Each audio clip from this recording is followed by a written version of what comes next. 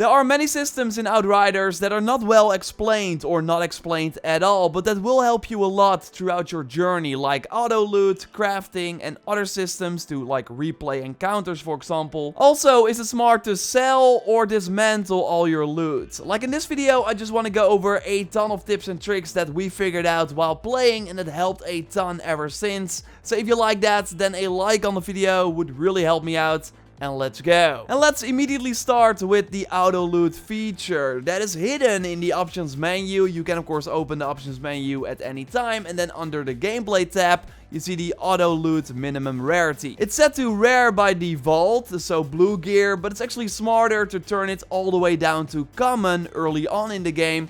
What this means is that with just one press of the down button on the D-pad, or H I think on keyboard, you loot everything in the area. And the range is really insane. I think it's like the whole level. So this will save you a ton of time and will make sure that you do not miss any loot. So after a fight, I just press down on the D-pad and get all the loot from all the enemies. But this also means that if you play with friends, only one of your friends has to go to a chest. Because once the chest is opened and the loot is on the ground, all the other players in the party can just use this auto loot feature and get the items from the chest without going to the chest themselves. And the same works, by the way, for resources. We just shout to each other, hey, I'm grabbing resources, and then the other players will just hit down on the D-pad, bam, get the iron, for example. It's a really great system, and maybe turn it up later on in the game when you don't need greens anymore, but for the first 10 hours, or maybe even more, having it as low as possible is actually super helpful. So yeah, then the loot will come in very rapidly, and if your inventory is, by the way, full, then the items will immediately go to the stash if you use the auto loot,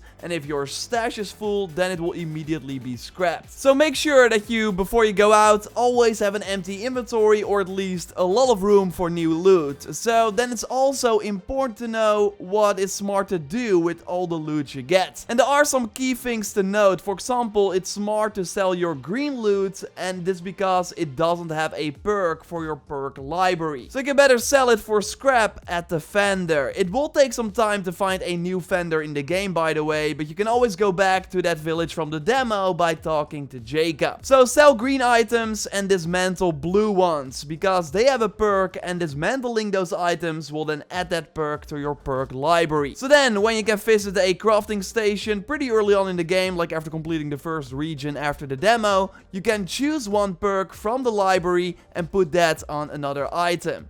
Good to note is that when you change one perk, you cannot change the other perk on the item anymore, so you have to pick and choose. But yeah, as you see, it really doesn't cost a lot to change a mod. While I would overall ignore the crafting until the end game, things like leveling up your gear cost a ton of resources because you only level the gear up once, with the max level being 50, so you have to spend a ton to be able to reach that. It's really not worth it, just like improving the rarity for low level gear, because after improving the rarity, you still have to level it up.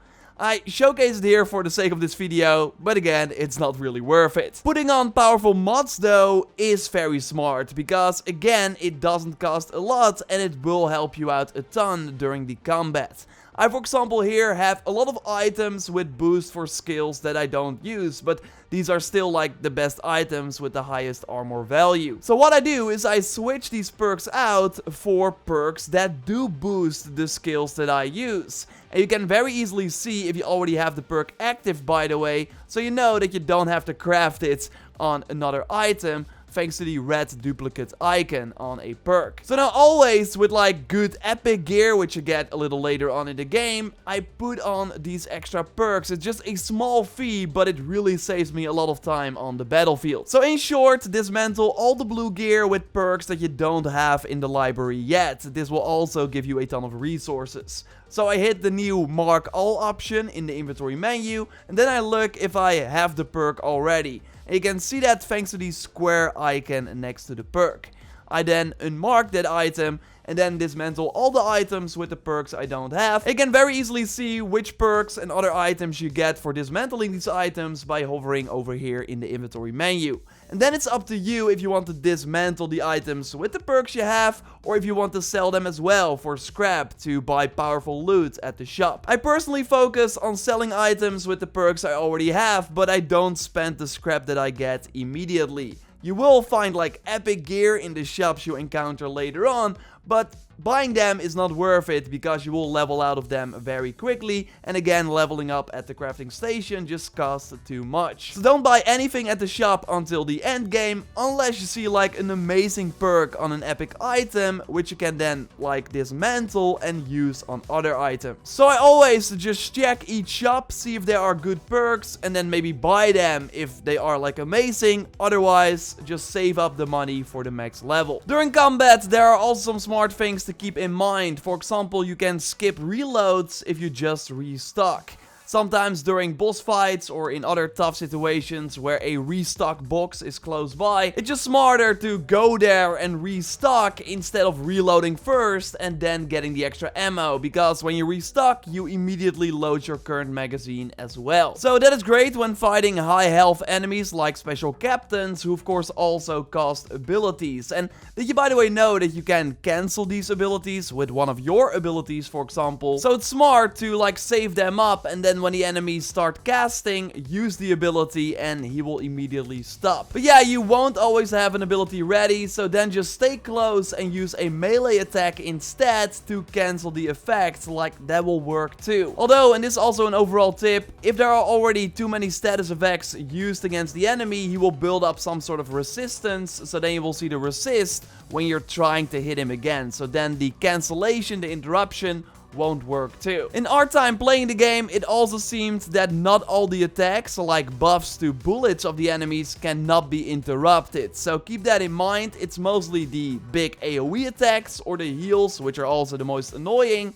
Like, you want to focus on interrupting those anyways, and those are also interruptible. It's also smart to coordinate with your team and share cooldowns so you can interrupt more often. Especially handy for the monster hunts in the game, which can be quite challenging. There are 10 in total, and once you unlock one, you can check the map and see if there are like new targets in older regions too. The same for these manhunts, by the way. So they can return to these older regions with a completely new mission. And overall, you can replay the story bosses very easily by going back to the lobby. And if you're playing in co-op, you just take your current party with you, which is nice. And then selecting a different story point. And you have a ton of options here for that first huge boss that I won't spoil. You want to go back to Eagle Peaks and then investigate a volcano's peak. Now you will just spawn right before the boss and can kill it again. In terms of side missions, it's smart to just immediately pick them up when you see them, even if you have no plans to do them immediately. Because a high chance that while exploring, you will find a path or area that you cannot access because a quest is required.